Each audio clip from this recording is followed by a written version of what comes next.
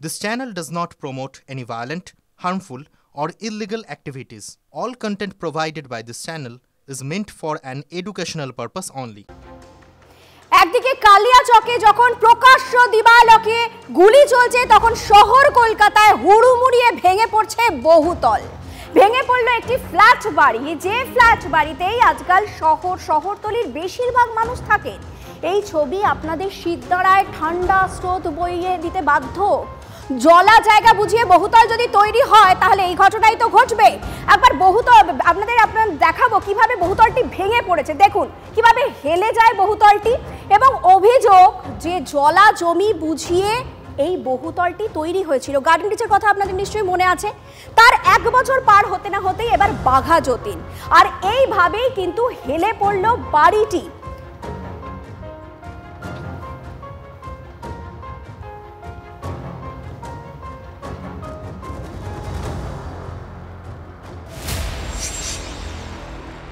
এখন আমাদের মাথার ছাদটাই তো চলে গেল, আমরা এখন কি করব?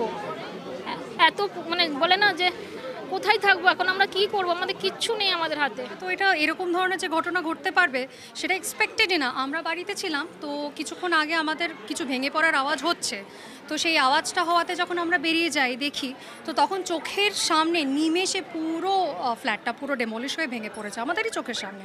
তো এখানেও বেশ কিছু বেনিয়ম হয়েছে বলে অভিযোগ উঠছে। ওই যে কলকাতা যেমন ভাবে গজিয়ে উঠছে বাড়ি, কিন্তু কিভাবে বাড়ি গজিয়ে উঠছে বলা হচ্ছে যে 8 থেকে 10 বছর আগে এখানে বাড়িটা তৈরি হয়েছিল, কিন্তু এটা জলা জমি ছিল।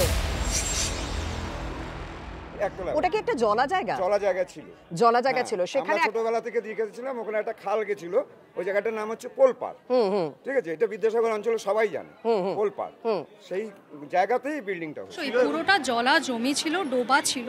তো এখানে কোনো মতে প্রপার পাইলিং ছাড়া 4 তলার কনস্ট্রাকশন কি 2 তলার কনস্ট্রাকশনও পসিবল নয়। এবার অনেকগুলি বাড়ি, আশেপাশে বাড়িগুলিও জলা জমির মধ্যে ছিল। এখানে কলোনিতে অনেক বাড়ি সেই 40, 50, 60 বছর আগে জলা জমি ছিল, সেগুলিকে তখন বোঝানো হয়েছিল। তারপরে সেই অনুযায়ী তাদের বিল্ডিং দলিলে দেওয়া হয়েছিল। জলা জমির উপর তো দলিল দেয় না, দলিল দিয়েছে যখন, তখন এটা ইসেই ছিল,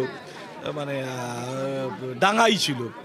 সহকর্মী সুদীপকে দেখাতে বলবো যে হাইড্রোলিক দিয়ে যে তোলার কাজ চলছিল, এবং সেক্ষেত্রে কলকাতা পুর সংস্থার পক্ষ থেকে কোনো রকম অনুমতি নেওয়া হয়নি।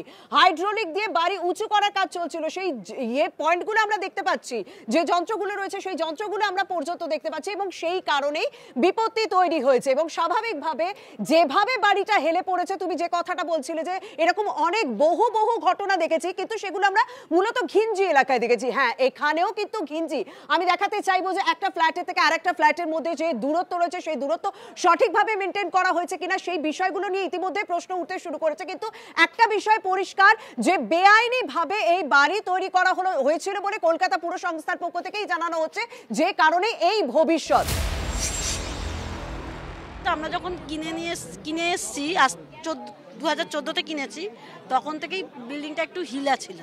এই রিসেন্ট যে গার্ডেন রিচের যে বিল্ডিংটা হেলে পড়ে গেল ভেঙে, তখন প্রমোটার এসে আমাদেরকে বললেন যে এরকম বাড়িটা যখন পেছন দিকে এরকম হিলে আছে, এটাকে সোজা করার প্ল্যান আছে। হ্যাঁ, বিল্ডিংয়ের ঢালটা একদিকে ছিল আমাদের, একদিকে নালি একদিকে ঢাল ছিল, বুঝতে পেরেছেন ডিফেক্ট।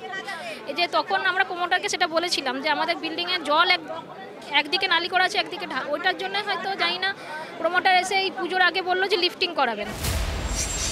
যেমন এই বাড়ির ক্ষেত্রে কোনো সমস্যা ছিল না, ইচ্ছে করলেই সে স্যাংশন করে বাড়ি করতে পারত। তারা স্যাংশন করে বাড়িটা করেনি। যারা কিনেছে তাদেরও দায়িত্ব আছে, যে বিনা স্যাংশনে বাড়ি কলোনিতে আমরা বারে বলছি কিনবেন না। বাঘা যতীনে একটি বাড়ি ভেঙে পড়ল, দুটি বাড়ি হেলে গেল। গোটা ঘটনায় কি বলছেন ওয়ার্ডের কাউন্সিলর মিতালি বন্দ্যোপাধ্যায়? তৃণমূলের সেই চেনাতাস বাম আমলের ঘাড়েই দোষ চাপাচ্ছেন। এতদিন তারাই বা কি করছিলেন? এখানকার যারা স্থায়ী বাসিন্দা এরাই বলছে যে 40-50 বছর আগে, 45 বছর আগে ওইগুলি সবই জলাই জমি। 4 তলার পারমিশন দেওয়া হয় না? আমি দেই না, আমি তো এই ওয়ার্ডে বর্তমান কাউন্সিলর। কত তলা পর্যন্ত এখানে? আমি 3 তলা পর্যন্ত করে, কিন্তু 3 তলা করলেও তাকে পারমিশনটা নিতে হয়। 10 সালে আমি কাউন্সিলর ছিলাম এই ওয়ার্ডে, কিন্তু 10 সালের আগে তো হয়েছে বাড়িটা। আমি তো 2010-এর আগে হয়েছে বলছে, তাই ওরা তো বলছে 12 বছর হ্যান্ডওভার পেয়েছে। হ্যান্ডওভার 10-এর আগে শুরু হয়েছে, 10-এরও আগে। লিফটিং এর যে কাজ চলছিল তার অনুমতি নেওয়া হয়েছিল? লিফটিং এর কাজের অনুমতি না, বললাম না, বিন্দুমাত্র জানতে পারিনি। প্লাস্টিক দিয়ে ঘিরে কাজটা করছে। এখন আমরা বিল্ডিংটাকে পুরো ভেঙে দেওয়া হবে। প্রমোটারকে ইমিডিয়েট অ্যারেস্ট করার জন্য আমরা পুলিশ করেছি। আমাদের অফিসার এসছেন, অফিসারকেও বলে দেওয়া হয়েছে। একের পর এক ঘটনা ঘটে চলেছে গোটা রাজ্য জুড়ে। আর এবার নজর রাখা যাক স্যালাইন বিতর্কের দিকে। মেদিনীপুর মেডিকেলে প্রসূতির সাধারণ মৃত্যু হয়নি, হত্যা করা হয়েছে, এমনই অভিযোগ করছেন বিরোধী দলনেতা। স্বাস্থ্যমন্ত্রী, স্বাস্থ্য সচিবের বিরুদ্ধে হত্যার মামলা দায়ের করার দাবিও তুলছেন তিনি। আচ্ছা, কেন ডাক্তারদের শিখণ্ডী বানানো হচ্ছে? প্রশ্ন তুলে সরব চিকিৎসক থেকে বিরোধীরা।